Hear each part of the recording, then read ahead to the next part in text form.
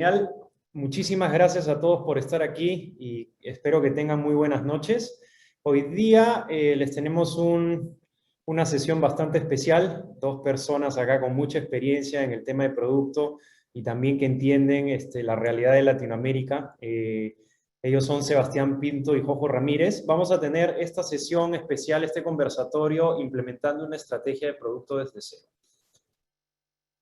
Si ayúdenme con el siguiente, perfecto. Antes de pasar a dar un poco más de detalles de cómo vamos a organizar la sesión de hoy, para los que no estén tan familiarizados con Curios y lo que hacemos, nosotros en nuestra empresa preparamos al talento de Latinoamérica para la era digital. Lo que hacemos es brindar entrenamientos a las empresas y a las personas para que tengan esas habilidades de producto, growth y data analytics que les permita hacer lo que se necesite de aquí en el futuro en las empresas. Y algo importante que siempre nos gusta resaltar es que co-creamos nuestro contenido y los programas son dirigidos por expertos profesionales que trabajan en empresas tecnológicas globales como Stripe, Facebook, Uber, Dropbox, Amazon, Rappi, Zillow, Shopify, entre varios más. Entonces acá hay un pequeño ejemplo de personas que colaboran con nosotros y sin más que esto pasamos a las partes de la sesión. Un punto interesante, por favor, ayúdenme a mantener sus pantallas en silencio. Esto nos va a ayudar bien con la dinámica. Vamos a utilizar el Slido durante todo el conversatorio. Por favor, entren desde sus celulares o computadoras a www.slido.com, como pueden ver en la pantalla, y ahí colocar el código de la sesión Curios, sin el símbolo numeral. Esto le va a permitir interactuar luego con nosotros, responder algunas preguntas y también que luego puedan hacer las preguntas que quieren durante o mientras estemos conversando con Sebastián y con Jojo. Entonces, cuando suban las preguntas, una sugerencia importante es que también miren las preguntas que hayan puesto otras personas y que si encuentran alguna interesante que les gustaría que fuera resuelta, voten por ella para que aparezca más arriba. Eso nos va a permitir a todos priorizar qué preguntas son las más importantes a resolver para el público en general. Ahora sí, por favor, entren al Slido e ingresen a Curios. Vamos a hacer unas primeras pruebas para ver que todos ya estén sumados por acá. Hay una primera pregunta: ¿de qué país eres? A ver, ¿quiénes nos ayudan a responder desde el Slido? Tenemos de Perú, tenemos de México.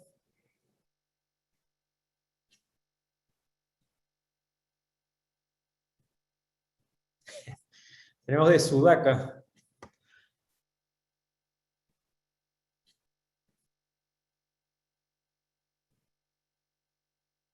Genial, ya se están sumando más respuestas. Colombia también nos visita por acá.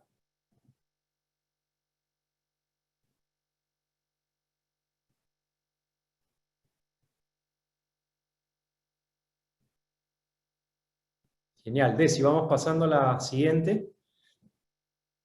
Hay una segunda pregunta. ¿En qué área de tu empresa trabajas? Esto es para hacernos una idea un poco de dónde vienen, de qué roles están, en qué tipo de empresas, para ir viendo también si hay algunas preguntas o puntos relevantes que tocar.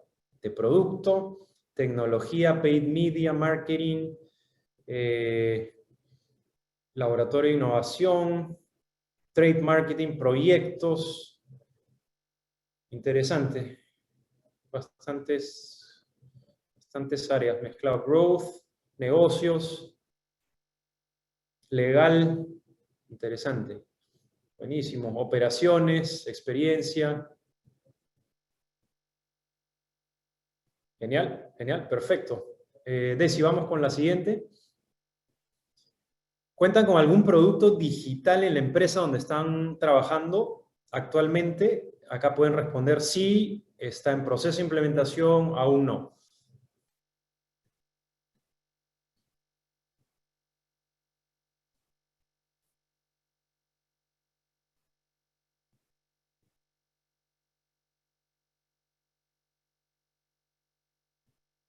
Genial, esto está bueno. Jojo, Sebas, por lo que vemos acá ya hay varios que ya tienen algo. Entonces, creo que va a ser bien relevante lo que contemos ahora por acá. Perfecto. Desi, ¿alguna pregunta más o qué siguen los slides?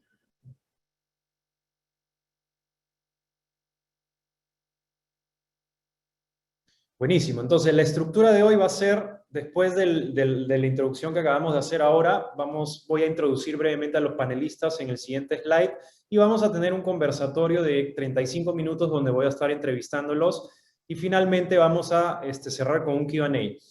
Yo recomendaría que igual vayan haciendo las preguntas durante el conversatorio para de esa manera, en algún momento, si hay algo relevante, lo podemos ir jalando para ir haciendo esto un conversatorio bastante más fluido. Y al final, por favor, los invitamos a todos hasta que se queden hasta el final, porque hay una sorpresa para los participantes que se queden hasta el final.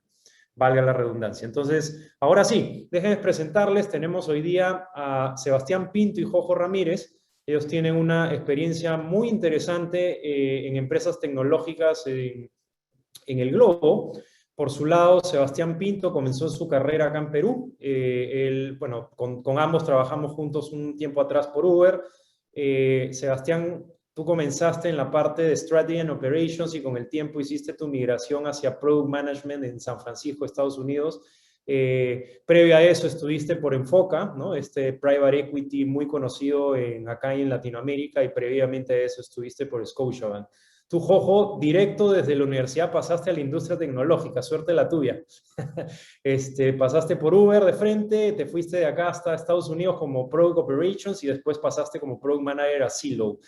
Probablemente muchos de los que están acá están muy familiarizados con Uber. Uber tiene presencia en Perú y en toda la región. Para los que no estén tan familiarizados con Silo, es un marketplace que permite la compra y venta de inmuebles. ¿Okay? Entonces, permite listar y permite encontrar sitios, pero también tiene otros productos bien interesantes como Zillow Estimates, por ejemplo, que permite hacer la medición del valor de tus inmuebles en el tiempo. Entonces, ahí, Jojo, tal vez nos cuentes un poquito más también para ponernos en contexto en algún momento, ¿ya? Con eso, Desi, pasamos al título de la sesión de hoy, que es cómo implementar una estrategia de producto desde cero. Entonces, la primera pregunta que tengo yo, y ahora vámonos ya directo al panel, es, Jojo, comencemos contigo. La primera pregunta que tengo yo es, ¿qué es un Product Manager?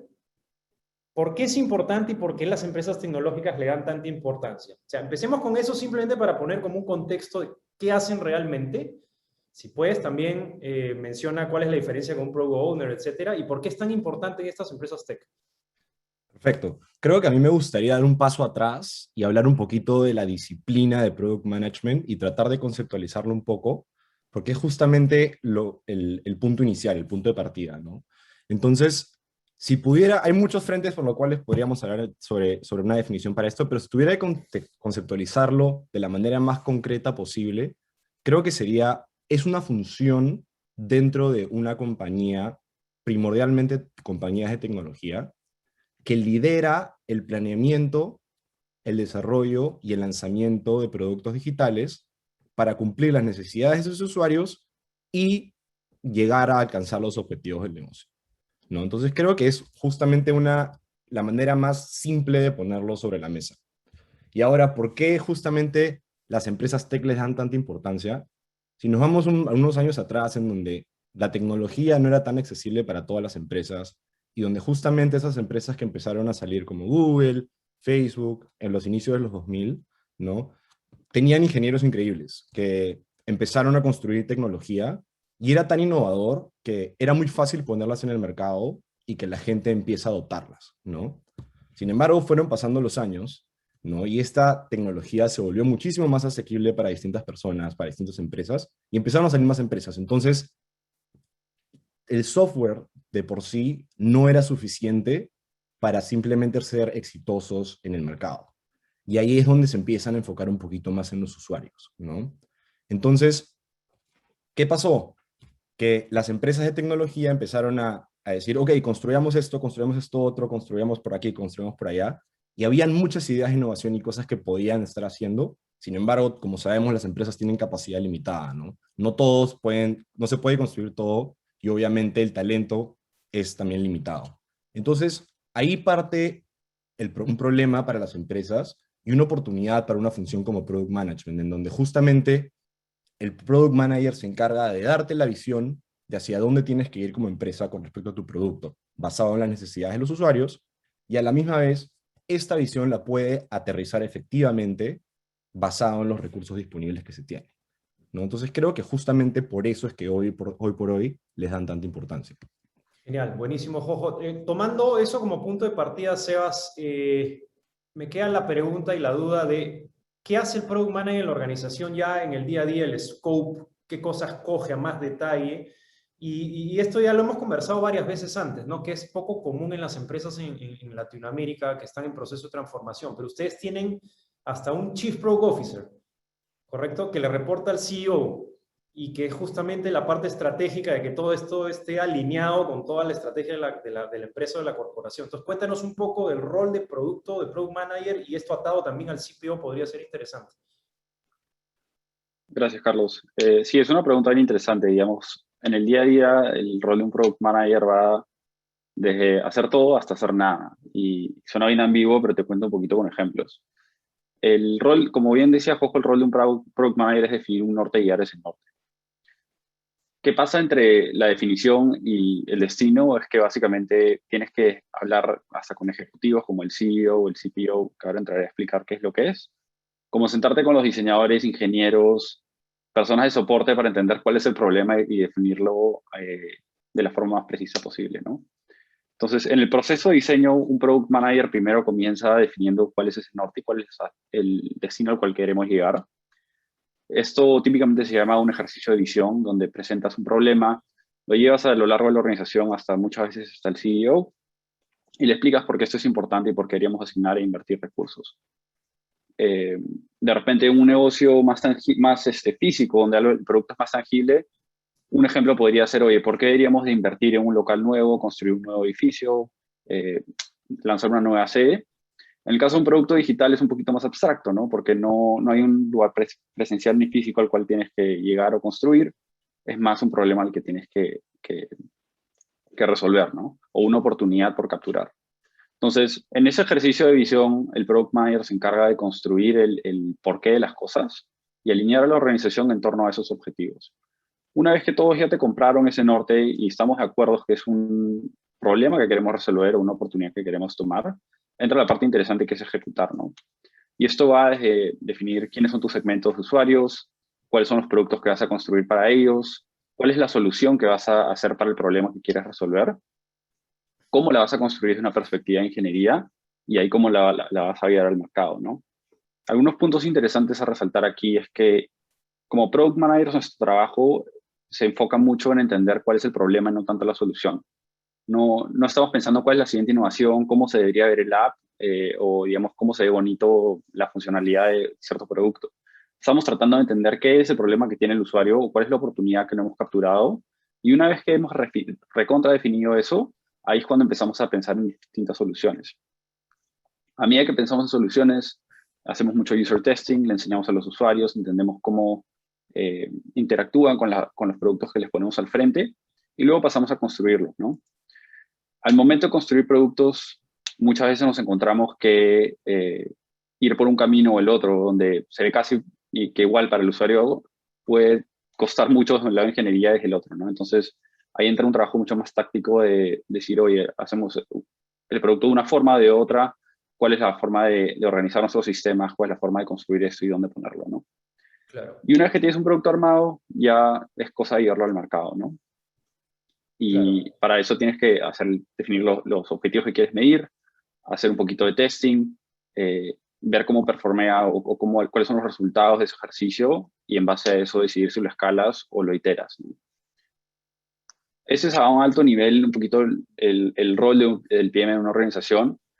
Y acá en San Francisco, como lo tienen a decir, eres CEO, pero también eres janitor. O sea, tienes que desde el trabajo hasta como que más, digamos, más intelectual, más de visión, más de contar una historia, hasta sabes que remangarte las mangas y servirle los donuts al equipo cuando hace falta, ¿no? Entonces, haces un poquito de todo. Me ha sé dicho que si... querías... Sorry. Perdón, dale, Jojo. No sé Dale, si Jojo. podría agregar un punto ahí. Creo que Claro. lo que ha dicho Sebas es súper importante. me gusta este concepto de eres el CEO y eres el janitor, y al final de cuentas creo que algo a resaltar es que tú como Product Manager no es que vas a estar codeando todo el día o no es que tú mismo haces los diseños, sino trabajas con un equipo multidisciplinario, ¿no? Y es un equipo multidisciplinario generalmente de diseñadores, ingenieros y data scientists, pero al menos como la mayoría de empresas están estructuradas en Estados Unidos, estas personas no te reportan directamente a ti. Entonces no tienes ese poder de yo soy tu jefe y te digo qué es lo que tienes que hacer. Y quiero acotar lo que dijo Sebas de una vez que te compraron la visión, es muy importante liderar con influencia, ¿no? No solo se trata de tienes que hacer esto porque el PM lo dice, sino es cómo puedes motivar a la gente para que entienda tu visión, la comparta, sienta que es el camino correcto y que de esa forma puedan avanzar como equipo multidisciplinario, ¿no?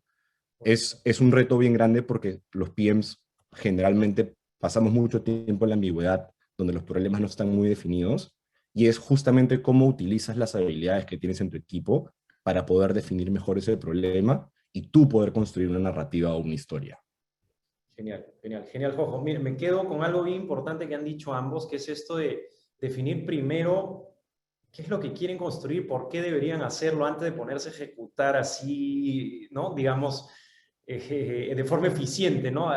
En algún momento he leído una frase que incluso me acuerdo mi papá me la compartía de chico. Es un escritor antiguo que se llamaba Peter Drucker. Creo que lo debe conocer medio planeta porque era un profesor de Harvard. Y él me acuerdo que decía algo bien claro. No tiene sentido construir eficientemente algo que nunca debió haber sido hecho. ¿Ya? Y creo que acá es el mismo tema, ¿no? O sea, la primera cosa que ustedes se preguntan es, ¿realmente por qué deberíamos hacer esto? ¿No? Y después ya se pone a ejecutar. O sea, tal vez parezca obvio, pero les pregunto a ustedes, ¿cuál es el riesgo de más bien no hacerse esa pregunta y ponerse a ejecutar a una velocidad altísima, ser súper ágiles y todo, pero al final pasarse un año armando algo que nadie quería, ni el cliente, o no impactar el negocio? ¿Cuál es el riesgo de hacer eso? Déjame tratar de amarrar esa pregunta a la pregunta que me hiciste hace un rato, que cuál es el rol de un CPO, ¿no? Eh, Vayamos al caso de una empresa tradicional donde, por ejemplo, digamos un banco, ¿no? Un banco dice, tienes, digamos, a varios ejecutivos que dicen que quieren trabajar en ciertas cosas, ¿no? Y la forma en la que típicamente operan los bancos, no he trabajado en un banco en casi 10 años, pero de lo que recuerdo eran comités. Y, digamos, había muchos comités donde gente con mucha experiencia daba sus opiniones sobre ciertos puntos, sobre los cuales, digamos, en la sala había más de 100 años de experiencia entre la gente que suma, ¿no? ¿Qué pasa con la tecnología? Es muy fácil tener una opinión y creer que algo va a pasar porque es lo intuitivo, pero en el fondo lo que termina pasando es que la forma en la que usuarios reaccionan es muy diferente a la que tú te esperabas, ¿no? Entonces, la data es el dueño de la verdad en el mundo de la tecnología. Y por más experiencia que pueda tener la gente, los comités tienden a errarla en ese sentido, ¿no? Entonces, en el caso de un banco, por ejemplo, pueden decidir entre rehacer la experiencia del usuario, automatizar digamos, el proceso de riesgos, el algoritmo de riesgos, o hacer un bot para comunicarse con sus clientes cada vez que tienen consultas, ¿no? ¿Y cuál es más impactante? Realmente lo tienes que entrar a escarbar y entender cuál es el costo de cada una de ellas, cuál es la oportunidad de cada una de ellas y dónde deberíamos de priorizar, ¿no? Y ahí es donde entra el PM. Sin embargo, una organización tan grande y tan compleja, no basta un PM para ir donde el CEO y decirle esto es lo correcto que tenemos que hacer. Entonces, por eso tienes una estructura de producto que llega hasta el nivel C, que reporta debajo del CEO, y tienes una voz sentada junto al CEO diciéndole, estos son los problemas más importantes que atacar. Entonces, un poquito volviendo a la pregunta de por qué hay un CPO, es porque la voz de producto tiende a ser uno de los máximos influenciadores en las decisiones de producto.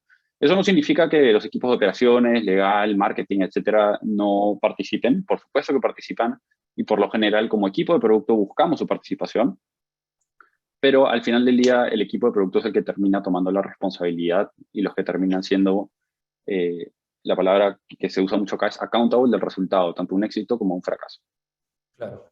No, y algo muy interesante que también me acuerdo, Sebastián, es cómo en este tipo de organizaciones, product organizations, como diríamos, o muy centradas en el cliente, todo el resto de la organización colabora con producto para que esto se dé. O sea, yo me acuerdo muy claro cuando estábamos en Uber, en las ciudades viendo estrategia y operaciones, y los equipos de producto estaban en San Francisco sentados, pero igual desde acá pasábamos feedback de lo que los clientes experimentaban, pasábamos casos de uso, pasábamos business cases para alimentar el backlog o la construcción de ellos.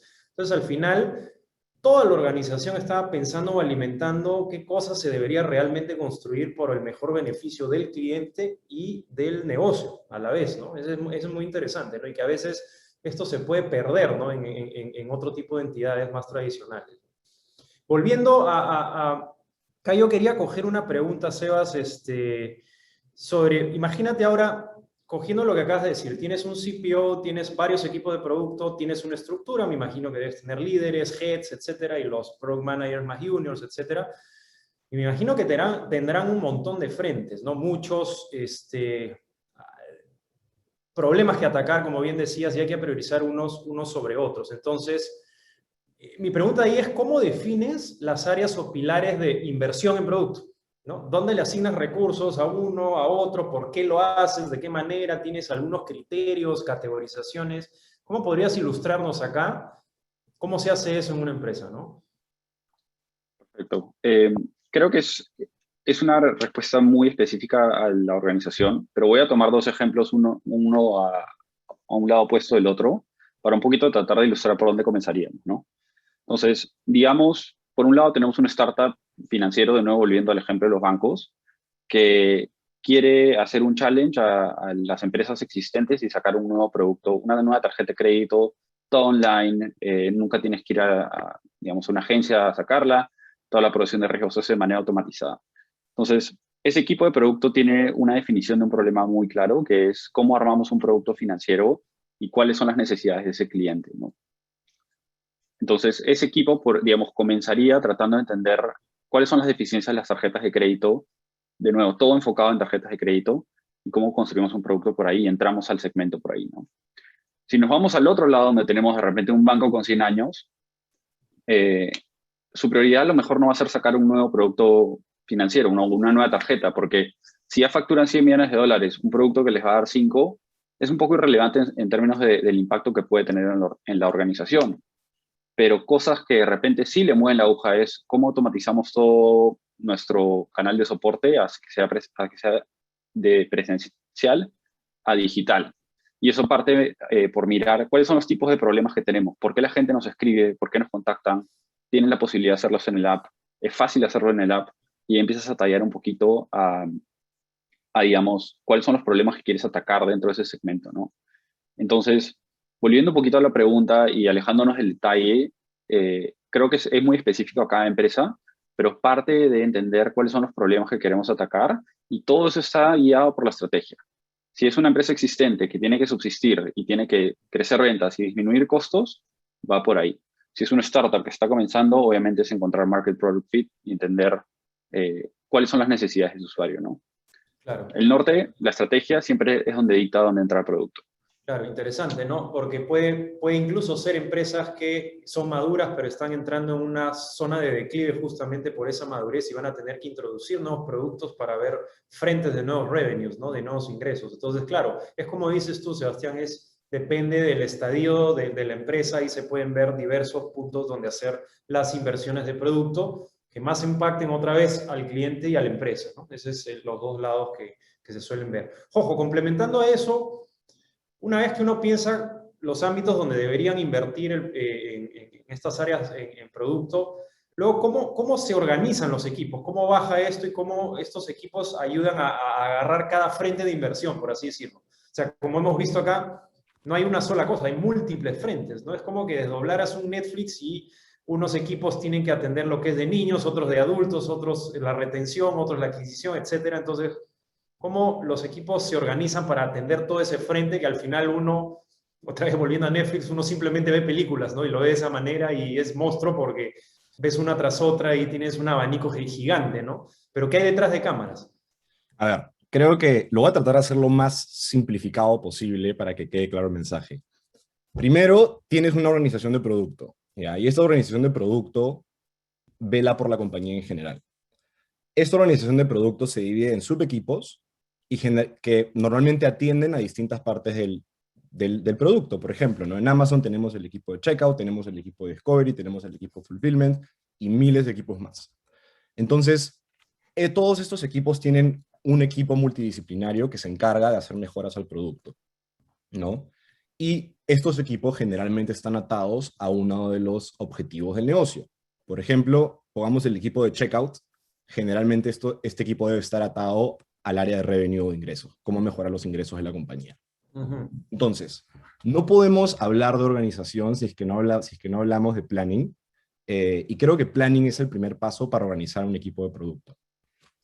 Una vez que tienes claros los objetivos y más o menos claras las métricas que quieres mover, pasas por un proceso de planning.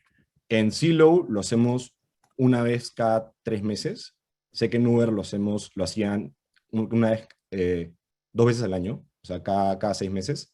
Entonces, planning es el primer paso para justamente decidir en dónde se va a invertir, ¿no? Y se plantean los objetivos por el equipo. Entonces, una vez que tienes los objetivos claros, vas a pasar a una parte de definir cuáles son los problemas que se van a priorizar, ¿no? Una vez que se definen cuáles son esos problemas, antes de pasar al siguiente paso, tienes que tener claros cuáles son los problemas. Y esta etapa creo que es la más importante, yendo a donde estábamos conversando hace un rato, ¿no? Aquí es donde se trabaja muy de cerca con los equipos de research y de data science para tener insights que puedan clarificar justamente esos problemas. Después de que el problema está súper claro y tienes los pilares definidos y hacia dónde se quiere ir, lo que sigue serían los proyectos. Personalmente, como Product Manager, me gusta involucrar a todo el equipo de producto desde una etapa muy temprana para que puedan aportar sus ideas con respecto a proyectos y cómo se pueden solucionar esos problemas. Y esos proyectos, obviamente no podemos construirlos todos, ¿no? Entonces se pasa por un proceso de priorización. Y al final de cuentas, lo que terminas teniendo es una lista de proyectos que son buenos para generar un impacto para el área en el cual tú estás viendo como Product Manager, pero a la vez, cuáles de estos proyectos son viables dada la capacidad de ingeniería que se tiene, ¿no? Y ahí es cuando determinamos lo que decimos el CATLine, que es una línea que trazamos en donde decimos todo esto es lo que vamos a priorizar y todo esto es lo que va a quedar para después o que no vamos a priorizar. Y esa lista que quedó priorizada generalmente tiene un mix de distintos atributos. Y ahí este mix puede ser proyectos nuevos o de innovación, que son productos totalmente nuevos con los cuales se quieran invertir. Luego tienes productos existentes que están mucho más referidos a lo que sería optimización, que es, oye, lanzamos este checkout screen, todavía podemos mejorarlo, sigamos invirtiendo porque creemos que todavía hay oportunidad. Y después algo que generalmente uno no escucha, pero que es bastante importante y para algunos product managers es un poco inclusive, como no es tan fácil de abordar, que es la deuda tecnológica. La deuda tecnológica básicamente, si en el pasado como equipo se decidió construir más rápido este producto, porque justamente tenían que lanzarlo lo antes posible y el código no estaba tan claro o el código no es sostenible escalar en el tiempo, se tiene que también generar un poco de inversión para mejorar los sistemas en general, ¿no? Entonces, es un poco cómo se distribuyen los tipos de productos en planning y luego los siguientes ejecución, que la gente que es product owner tal vez está un poquito más familiarizada, ¿no? Cuando uno ejecuta, lo tiene que hacer en sprints y se trata de hacer la manera mucho más efectiva posible. Pero a tu punto, Carlos, en lo de tenemos que ir lo más rápido posible porque muchas empresas quieren todo para ayer. Personalmente, a mí me gusta pasar muchísimo tiempo en la etapa de definición de problemas y asegurarnos de que estamos moviendo las palancas correctas, ¿no? Entonces creo que ahí es donde se diferencia un equipo de producto exitoso versus un equipo de producto que no es tan exitoso. Tomando eso, lo último que ha dicho Jojo Sebas de palancas, ¿no? Digamos, ¿cuáles son los criterios de éxitos o métricas o palancas que se buscan mover y con la cual tú mides si un producto ha sido justamente exitoso o no? ¿Qué se hace por ahí? A ver, interesante. Y creo que también esa pregunta está atada a uno de los puntos que resaltó Jojo, que es pagar tech debt. Y vamos a entrar un poquito más a lo de las formas con lo que voy a comentar. Entonces, cuando pensamos en las métricas de un producto o de un negocio, si quieres, hay unas cuantas distintas métricas por mirar. Las primeras que definimos siempre son las métricas de éxito. ¿Qué quieres lograr? Entonces, hagamos un ejemplo muy simple. Poner tu password para entrar a una aplicación, digamos, a cualquier aplicación que requiera un password. De nuevo, volvamos al ejemplo bancario. Entonces, si queremos mejorar el login experience, el criterio de éxito ahí es el porcentaje de usuarios que llegan, ponen su clave y entran, ¿no? Entonces, digamos, la clave está estandarizada a 6 dígitos. Antes no poníamos una alerta que iba a mostrar que tienen que ser 6 dígitos. Ahora estamos poniendo la alerta y queremos ver cómo eso ayuda a los usuarios a entrar de una forma más rápida, ¿no? Entonces, bajo ese supuesto, lo que estamos tratando es mejorar esa métrica puntual. Pero queremos ver otras cosas. Queremos asegurarnos que de repente no haya fraude. Y eso es una métrica, le llamamos constraining metric, que una métrica, digamos, es como, jodemos con la palabra breakless.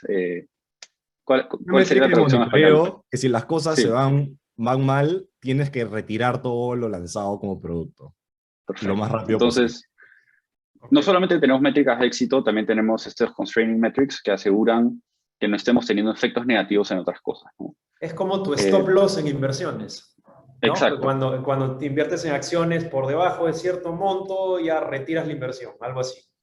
Exacto. Ya, ok. Entonces, cuando hablamos de métricas de éxito y métricas de, digamos, constraining metrics, las voy a llamar así, tenemos que encontrar un balance de cuál es lo que queremos optimizar y qué es lo que no queremos romper. Porque cada vez que tú introduces un cambio en la experiencia de un usuario, generas efectos secundarios que no deseaba generar o que se generaron simplemente por el hecho de cambiar los patrones de interacción, ¿no? Entonces, por hacer más visible una cosa, siempre estás ocultando algo. Por simplificar algo, siempre estás agregando complejidad del otro lado, ¿no? Entonces, es muy importante al momento del proceso donde estás pensando en el problema, estás pensando en el diseño, pensar cuáles son las métricas de éxito y de fracaso o constraining y definirlas muy claramente. Entonces, a medida que tú lanzas un MVP, quieres llegar a construir esa experiencia de la forma más barata posible. Volviendo de nuevo al ejemplo de la experiencia de poner tu clave, si lo construimos de una forma muy simple y al final del día es exitoso, después podemos darnos la vuelta y pagar esa deuda que acumulamos, ese tech debt del que habló Jojo, ¿no? Podemos construirlo bien, hacerlo riguroso una vez que validamos que funciona, que la solución que propusimos funciona, ¿no? Y si es que es un fracaso y terminamos generando fraude y perdimos millones de dólares, podemos deshacernos de ese producto y repensarlo de nuevo. Y ir de nuevo a la fase de definir la solución. El problema sigue siendo el mismo, pero la solución es diferente. Es diferente, claro. Claro. Desi, Entonces, tal vez ayúdame a ir subiendo las preguntas del Slido para ir viendo si ya la gente ha estado subiendo algo, mientras continuamos haciendo unas últimas preguntas a Sebastián y Jojo de nuestro lado. Seba, perdón, te interrumpí. Termina. sí, no, entonces, un último punto que quería resaltar ahí es, cuando construimos un producto desde cero y cuando decidimos, vamos a enfocarnos en algo, definimos las métricas y lo construimos, hay un punto muy, muy importante que creo que es la apertura al fracaso. Cada vez que nos embarcamos en un proyecto, existe la posibilidad que algo falle, existe la posibilidad que algo no salga bien y existe la posibilidad que nuestros supuestos fundamentales del producto estén errados. Entonces, cuando eso sucede, queremos dos cosas. Lo primero es tener la apertura para poder, o sea, pasar la página y decir, oye, nos hemos equivocado, es momento de dar la vuelta. Y número dos, tener las métricas para poder saber cuándo hemos llegado a ese momento, ¿no? Que creo que es un cambio de mentalidad bien importante cuando pensamos en pasar por un proceso de transformación digital de una empresa madura, establecida y grande, ¿no? Es acá le dicen fail fast, ¿cómo podemos fallar rápido? ¿Cómo podemos encontrar dónde estamos equivocados de manera rápida? Y ese es un cambio cultural muy importante. Ok, genial, genial. Voy a complementar un poco lo que sí, acaba de dale. decir Sebas. Creo que el tema del fracaso me gustaría ampliar un poquito más porque es algo que estoy seguro que también Sebas has lidiado en experiencias pasadas y es algo que no es para asustarte porque es algo que se toma de manera muy natural, pero que se toma muy en serio, ¿no? Entonces, cuando hablamos de fracaso, podríamos hablar de dos tipos de fracaso como Product Manager. Número uno, fracaso que se refiere a un problema de ejecución. Entonces, se tenía todo súper claro, pero hubo mala comunicación o lo que fuera, y el producto que se lanzó no era lo que se esperaba, en el sentido de que de repente hay una experiencia rota, o que se olvidó de construir un componente de monitoreo, o lo que fuera. Ante esas situaciones es bien importante actuar rápido, como mencionó Sebas, retirar lo hecho o tratar de solucionarlo lo antes posible. Ahora, creo que hay otro tipo de fracaso que es inclusive más importante y que probablemente yo en mi experiencia me he enfrentado más veces, que es cuando efectivamente la ejecución fue impecable, ¿no? Lanzas tu producto, lo pones en el mercado y los resultados no son favorables y no eran lo que te esperabas. Entonces, ¿cómo es que tú actúas frente a esa situación, ¿no? Y nosotros hacemos algo que se llaman los retros, que después de que se lanza un producto, ¿no? Y no va como se espera, el equipo se junta y se tiene una discusión muy honesta, no para apuntar con el dedo, sino para decir qué fue lo que pasó y cómo aprendemos de esto, ¿no? Y al final de cuentas, esto no es un tema de, oh, la empresa va a estar molesta con nosotros o nos van a perjudicar como equipo, lo que fuera, sino es más un tema de cómo hacemos que esto se documente de la manera correcta para que no se vuelva a repetir. Ojo, ¿y esos son los post-mortems que teníamos antes? Los post-mortems que teníamos antes, que en los tiempos de Uber mandábamos un mail con un typo o lo que fuera. A todo Latinoamérica, claro. A todo Latinoamérica. Contando el error, ¿por qué falló algo? Contando el error, sí, o nos mandábamos a una ciudad en Estados Unidos en lugar de mandar a una ciudad de Lima. Sí. Claro. Entonces sí, justamente los post-mortems son parte de nuestro día a día. Y justamente esta cultura de aprendizaje es lo que le permite a las empresas operar más rápido, ¿no? Por ejemplo, si es que nosotros, como empresa, lanzamos un producto que es meterle más contexto o copia al área de registro y no funciona y lo documentamos, el siguiente product manager que se va a enfocar en esa área va a ver que añadiendo más contexto no es un camino efectivo, ¿no? Entonces, eso también le permite agilidad en el futuro a las empresas, desarrollando este know-how que es tan valioso, ¿no? Correcto, pero para eso es importantísimo que los líderes promuevan que esto se dé, o sea, que no sea como simplemente para que se señale a quién se ha equivocado, sino más bien para que se promueva una documentación y un aprendizaje y una cross-polinación, pero total en la compañía, o sea, ya no es solamente la persona que incurrió o de quien se generó, digamos, una falla o aprendizaje, sino que esto queda documentado para el resto de la organización.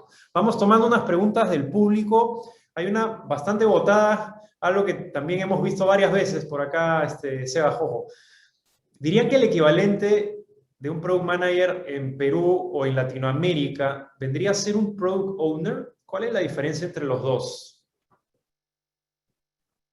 Tal vez yo puedo empezar con esta pregunta porque yo me pregunté lo mismo. Mi carrera de Product Manager empezó en Estados Unidos, pero me di cuenta que muchos amigos míos eran Product Owners, ¿no? Entonces quería entender un poco la diferencia. Creo que en Correcto. temas de habilidades hay muchas partes que son similares, ¿no? Específicamente en la parte de ejecución, trabajar con un equipo para que el producto se construya de la forma correcta y de la forma rápida, ¿no? Eso hay muchísimo en común, ¿no? Esta interacción con el equipo en general es muy importante y muy similar entre ambos. Sin embargo, por lo menos basado en mi experiencia, los product managers tienen toda esta parte estratégica también, que no solo se limita a construir el producto de manera correcta, sino dar la visión de producto, de qué es lo que se va a construir, cómo influencias a tu equipo de ingeniería, diseño y data science para que estén motivados por esta visión, y a la vez cómo consigues el sign-off del equipo de leadership, ya sea el CPO o lo que fuera, para que te digan, ok, luz verde, procede, ¿no? Entonces, este trabajo es muchísimo de comunicación clara y transparencia, y de stakeholder management también. Sí. Considerando lo que ya mencioné, también la parte estratégica y de visión, que es muy importante. Entonces, creo que ahí hay una diferencia que se hace, que es lo que al final termina definiendo un rol o el otro, ¿no? Correcto. Sebas, ¿tú quieres complementar algo ahí? Sí, o sea, creo que estoy bastante alineado con lo que dice Jojo. En general, creo que el rol de un Product Owner es inclusive dentro del trabajo de un Product Manager. Lo que va a tener que suceder en Perú y en Latinoamérica es generar esa cultura Product Manager donde los Product Owners actuales tienen que crecer ese rol de Product Manager y tomar más peso en la organización, ¿no? Y eso se va a tener que hacer cuesta arriba, o sea, va a ser difícil. Yo me imagino lo complejo que es en una organización tradicional que está pasando por un proceso de transformación, entrar y, digamos, gente muy junior que empieza a tomar decisiones muy grandes, ¿no? Eso es algo que se va a tener que trabajar y empezar a generar una cultura de product management donde los product owners de hoy en día empiezan a desarrollar esas habilidades de comunicación, visión, estrategia y empiezan a ganarlas dentro de la organización, ¿no? Mucho de nuestro trabajo como product managers, como dicen acá, es get ducks in a row, alinear, poner a los patos en línea.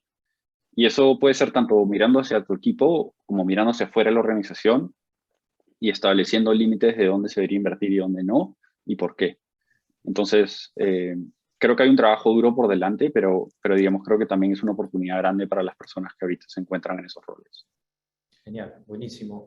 Sí, complementando lo que decía Sebastián, me acuerdo haber leído también bastante de estos temas y ver cómo el rol del Product Owner prácticamente es como un sombrero dentro del rol de Product Manager, como bien lo has dicho tú. O sea, el Product Manager coge dos sombreros. Por un rato, por un buen rato, se pone el sombrero de pensar el por qué debería construir esto, cuál es la visión, como decían ustedes, hacia dónde debería ir, qué métricas impacto, el why, etcétera, ¿no? Y por otros momentos se saca ese sombrero y se pone el sombrero de Product Owner para que la ejecución se dé de manera eficiente, ¿no? Pero no hay que perder de vista lo que comentábamos de, como otra vez, vuelvo a la frase de Peter Drucker, no tiene sentido construir eficientemente algo que nunca debió haber sido hecho. Entonces, importante es definir qué es lo que deberías construir. Entonces, ese rol inicial del Product Manager, ese sombrero inicial es extremadamente importante. Pasemos a la siguiente pregunta. ¿Cómo se establecen los límites del trabajo del Product Manager y cómo saber en qué momento inician las responsabilidades del resto del equipo de producto? Ok, yo entendería esto como cuál es mi scope y dónde ya me empiezo a chocar con el otro Product Manager a la derecha o la otra mesa o el otro equipo. ¿Cómo dividen ustedes esto? O colaboran? ¿Hay alguna forma de generar colaboración y separación en los scopes de cada Product Manager o mesa? Yo creo que puedo comenzar con esto. Creo que hay dos distinciones. La primera es cómo nos dividimos con otros equipos de producto y después cómo nos dividimos internamente dentro de un equipo de producto. Okay. Entonces, comencemos primero dentro de un equipo de producto. No hay un solo camino a ser un product manager. Hay gente que viene de negocio, de operaciones, de finanzas, de ingeniería, de diseño. Entonces, los distintos caminos que te llevan a ser un PM terminan influenciando en cuáles son los skills, digamos, más fuertes que tienes como product manager, ¿no? Yo vengo, por ejemplo, de un equipo de negocio y mi experiencia previa a ser un PM era bastante pegada al lado de la data. Jojo, por ejemplo, tiene unas habilidades de diseño bien impresionantes, entonces a veces no hay recursos, hay que meterse. ¿Dónde dibujamos la línea? La verdad que no hay. O sea, como PM eres un colador y todo lo que se cuela estás abajo y tienes que tratar de hacerlo. No de la mejor forma, pero que suceda, ¿no? Entonces, dentro de un equipo de producto, cada área tiene digamos, su área de responsabilidad, pero tu responsabilidad como product manager es asegurarte de que todo lo que se cuela no se cae al piso. Entonces, no hay una línea. En resumen, con otros equipos de producto creo que lo que tendemos a hacer, y esto puede variar por organización, tiende a ser como user persona, ¿no? Entonces, digamos, si tú, digamos, estamos de nuevo hablando de una empresa de seguros, de repente tienes un equipo que se encarga de seguros de autos, otro que se encarga de seguros de casas, otro que se encarga de la experiencia web, y tratamos de delinearlo de la forma más adecuada. Ahora, hay un tema de fondo que es que a medida que las empresas se vuelven más grandes y las organizaciones son más complejas, cuando tienes que construir un producto, típicamente deja de ser un cambio en una sola pantalla y puede interactuar o tocar distintos puntos de la experiencia, ¿no? Les doy el ejemplo del Lemonade, que te venden seguro carro, seguro de casa y también te venden un bundle de seguro de casa y seguro de carro.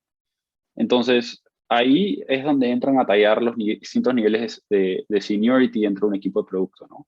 Un PM Junior de repente solamente trabaja en seguro de carros, pero un Group Product Manager tiene gente que está en seguro de carros, seguro de casas, y cuando hay que construir algo que toca varios límites, se encarga de liderar el proceso y asegurarse que todas las áreas estén incluidas, ¿no? Genial, buenísimo. Hay una cosita que quería acotar ahí. Todo lo que ha dicho Sebas tiene demasiado sentido y se da muchísimo en las organizaciones de hoy. Hay momentos en donde, por ejemplo, tú estás velando por una métrica que puede ser revenue, ¿no?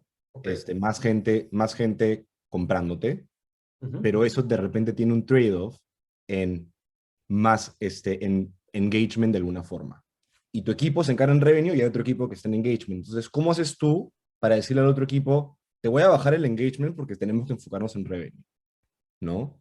Entonces es justamente como mi métrica es revenue, entonces bacán, yo voy y hago lo que tengo que hacer, pero eso va a impactar a otro equipo. Entonces, creo que sobrecomunicar las cosas y mantener esta relación cercana con otros equipos de producto es súper, súper importante, ¿no? Si es que tú vas a impactar de alguna forma la métrica de otro equipo, de alguna u otra forma la métrica de otro equipo, como product manager es tu responsabilidad llegar a un acuerdo, cuál es el límite de impacto que se tiene que dar y entender la figura general, ¿no?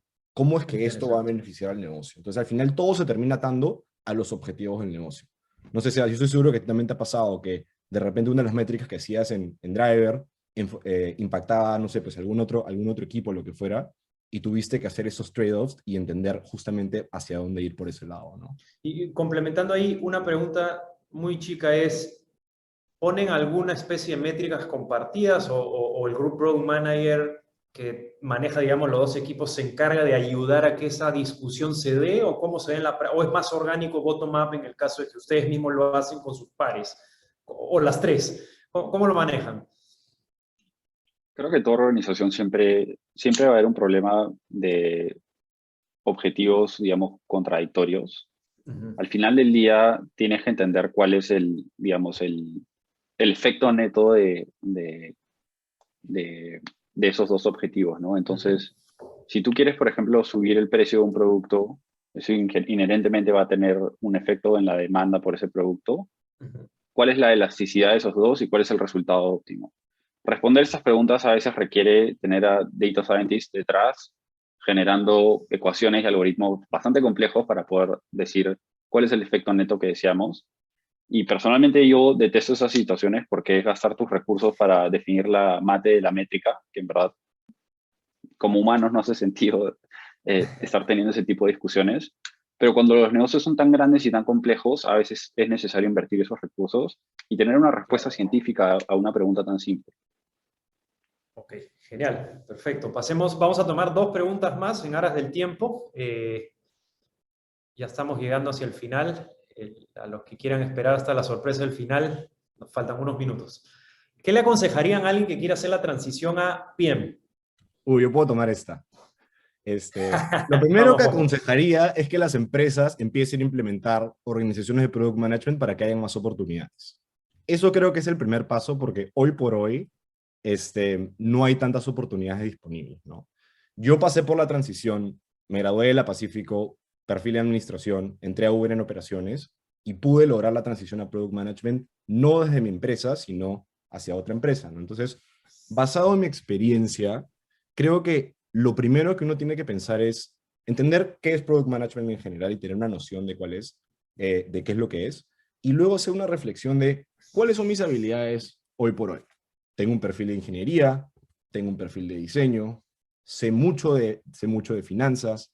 Entonces, una vez que haces esa autorreflexión de cuáles son las habilidades que tengo y cómo estas habilidades complementan el scope de competencias que debe tener un PM, ya empezaste por algo, ¿no?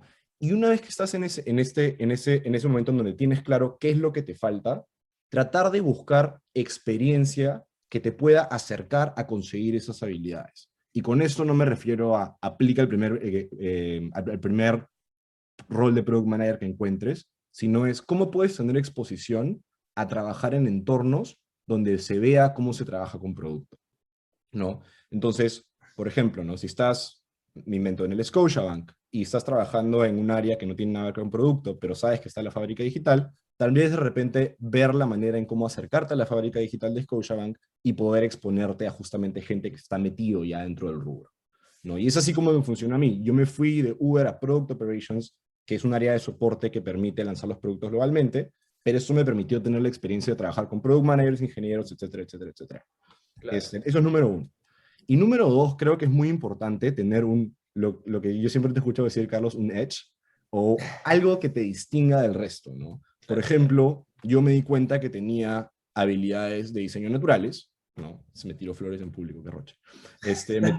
Tranquilo, estás en tenía confianza. habilidades. Entonces, lo que dije, ok, si bien no tengo un perfil en ingeniería, de repente mi edge puede ser un product manager que tenga habilidades de diseño.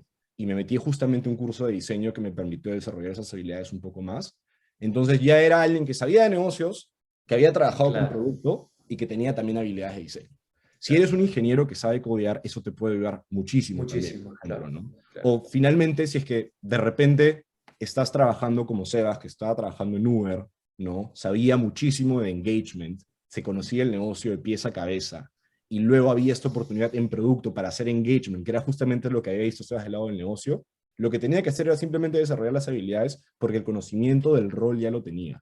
Entonces la transición se hizo de manera mucho más Muy fácil. natural. Aquí Entonces, justo hay un comentario, perdón Sebas, ahorita volvemos contigo, hay un comentario de Noelia, comenta, en Latinoamérica solo hay roles de POs. Y sí, y lo entiendo, porque digamos que por muchos años en Latinoamérica se ha empujado bastante esta filosofía de trabajar de forma ágil para hacerlo eficiente, etcétera, y el rol PO viene más de esa disciplina. Y lo cual no está mal, como hemos conversado con Sebastián y con Jojo, ¿no? Al final tienes que hacer eficientemente las cosas. Lo que es importante es ir evangelizando a las empresas en poner justamente este sombrero y esta filosofía, este mindset y esta disciplina de product management en las compañías. O sea, nosotros desde Curios creo que no nos vamos a cansar de evangelizar en ese tema, que volverse una organización de producto y tener product mindset en toda la organización es extremadamente importante, ¿no? Entonces, Noelia, nosotros estamos tratando de poner nuestro granito de arena. Si tú tienes la forma de influenciar también dentro de tu organización, como mencionar que el rol de Product Management, esa función es extremadamente importante, va a ayudar a que toda Latinoamérica evolucione como mercados más avanzados. Sebas, volvemos contigo. Sí, o sea, complementando un poco lo que dices, creo que hay un tema de fondo que tiene que ver la licencia. O sea, cuando tú le das a un product owner el rol de un PM, tiene que venir con la responsabilidad de que esa persona va a tomar la decisión y va a llevar el éxito o el fracaso de esa decisión. Y eso es algo que creo que las empresas latinoamericanas todavía no se han acostumbrado a administrar, digamos, esa ansiedad, ese riesgo oye, sabes que le voy a dar esta responsabilidad a una persona y no va a El haber comité, no ownership. va a haber nada. Ownership, Claro, exacto. claro. Eh, pero creo que es cuestión de pocos años antes que esto cambie, porque ya vemos unicornios latinoamericanos, ya vemos empresas globales entrando a Latinoamérica y haciendo esta disrupción en industrias tradicionales. Y a las empresas locales no les va a quedar otra, van a tener que darse la vuelta y instalar estas metodologías de PM, ¿no? Entonces creo que es cuestión de tiempo antes que esto se empiece a dar en Latinoamérica. Buenísimo, buenísimo. Vamos con la última pregunta del día de hoy, otra vez en aras del tiempo. ¿Cómo construir el roadmap del producto en función a la visión del producto con un contexto donde la planificación es adaptativa y puede ir variando en el camino? Interesante pregunta, ¿no? O sea, tú construyes un roadmap y puede cambiar, ¿no? O sea, a medio camino. O pueden cambiar algunas partes de este. También puede ser según el stage. Lo que tal vez se me hace que la visión queda, ¿no? Pero tal vez díganme ustedes, Sebastián, Jojo, ¿qué piensan de esto? Yo puedo comenzar con esta. Digamos, creo que hay dos ejes aquí. El primero es stage, como tú mencionabas, Carlos, y el segundo es complejidad. Entonces, un cambio pequeño en una UI, cambiar un call to action, etcétera, es algo bajo riesgo y que se hace rápido, ¿no? Eh, Cuando quieres redefinir la experiencia de un usuario, construir una startup desde cero, estamos hablando de un scope bastante grande. Primero, vayamos un poquito sobre el stage en la organización. Una empresa madura, una empresa con cientos, si no son miles de empleados, las personas que están tomando las decisiones del producto están muy alejados de sus usuarios. Hoy en día, para mí, si yo quiero saber cómo le influencia a un driver el producto que construyo, o un rider, o a un eater que pide por Uber Eats, no tengo el feedback de alguien que está cerca, no tengo el feedback más allá de la anécdota de un amigo o de alguien que me puede contar, ¿no? Pero no es algo a lo cual yo estoy expuesto en el día a día. Hace 5 años hacía algo mal y el conductor en la oficina iba a venir a decirnos, oye, la estás cagando. Entonces, perdón mi francés. Entonces, eh, esa lejanía al frontline, a dónde está el usuario, a medida que la organización es más grande, obviamente es un poquito más complicada de manejar, ¿no? El siguiente punto que decíamos era la complejidad del proyecto, ¿no? Entonces, si tú quieres rediseñar, por ejemplo, una aplicación entera de un banco con alguien que está muy alejado del frontline, tienes que pasar por un proceso de planificación probablemente de 6 meses y un proceso de implementación de 1 año y medio, porque vas a hacerlo por etapas, ¿no? Primero vas a decir, oye, ¿cuál es la arquitectura de la información? ¿Cómo va a ser cada uno de los productos? Y vas a construir página por página, ¿no? En el caso de una startup, estás al frente de tus usuarios, Claro. haces algo simple, haces un cambio y tienes el feedback en un segundo. Y si no les gustó, te vas a enterar. Entonces, ¿cómo mantenernos flexibles aquí? Yo creo que son esas dos cosas a considerar. ¿Qué tan cerca estás a tu usuario y qué tanta complejidad hay en el producto que hay? Si estás construyendo algo simple y estás cerca de ellos, de repente tienes que planificar de mes a mes. Pero si estás muy lejos, si es una organización muy grande con muchos sistemas, tienes que empezar a pensar en ciclos de 6 meses a 1 año. Interesante. Y sobre todo complementando ahí, otra vez, si es una organización bien grande, con mayor razón, tiene que ser muy importante poner un proceso de producto o mejor dicho, un mindset de producto en toda la organización, porque como tú bien dices, el equipo de producto está tan lejos del usuario final que al final va a recaer en los equipos que están en ese frontline, ventas, marketing, operaciones, que están muy cerca al cliente final. Ellos van a tener que capturar la esencia de los problemas de los clientes para trasladarlos a producto y que puedan seguirse haciendo estos cambios e iteraciones. Y para eso toda la organización tiene que tener esta filosofía de trabajo, llamémoslo así si quieren. Buenísimo, hemos llegado prácticamente al final. Gracias, Sebastián y Jojo. Quédense unos minutos más. Solamente requerimos 2 cosas de ustedes, todos los que nos han venido a visitar el día de hoy, y finalmente les vamos a dar una sorpresa interesante. Lo primero, les pedimos, siempre fieles a nuestra filosofía, buscamos ser muy centrados en el cliente, entonces por eso queremos su feedback sobre este conversatorio. Entren por favor a este link o escaneen el QR y dennos su feedback honesto y sincero de qué piensan, de cómo ha sido esta sesión, si hay cosas que podríamos mejorar. Eso nos va a servir a nosotros justamente para seguir alimentando el producto, webinars o las siguientes sesiones que querramos ir haciendo. Tomémonos 30 segundos para esto y luego pasamos al siguiente slide para mostrarles las últimas cosas. Tómense su tiempo, por favor, nos serviría muchísimo a mejorar.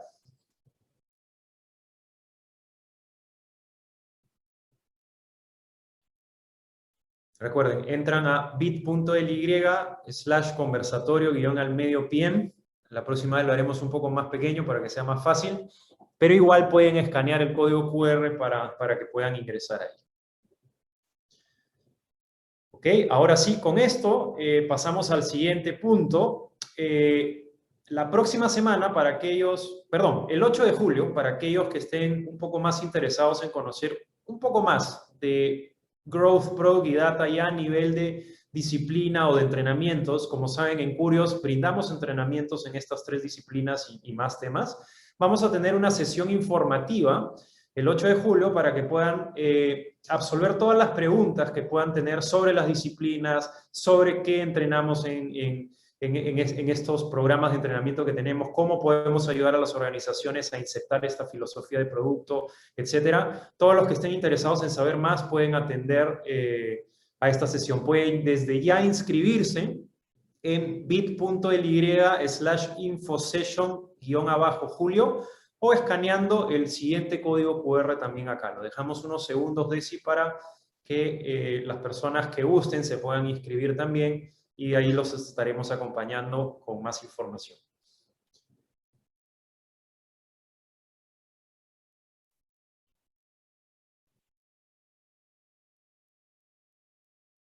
Finalmente llegamos a la parte final.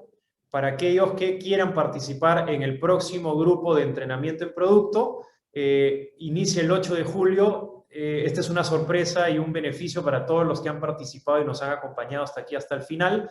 Pueden redimir un código que viene con un beneficio de descuento para aquellos que quieran inscribirse en el próximo cohort y curso de Product Management. Igual a todos les estaremos pasando más información por correo y pueden hacer uso de en bit.ly/demo_pm o escaneando el código QR que pueden ver en pantalla. Deja esa pantalla ahí, Desi, y bueno, prácticamente nos vamos a ir despidiendo de Sebastián y Jojo. Muchísimas gracias por el tiempo y por compartir sus experiencias aquí, y agradecerles a todos los que han participado el día de hoy por el tiempo y por la disposición y estar hasta acá, hasta el final. Muchísimas gracias a todos y espero que tengan muy buenas noches. Gracias a todos. Gracias a ustedes y gracias por la invitación. Gracias, Seba, Jojo.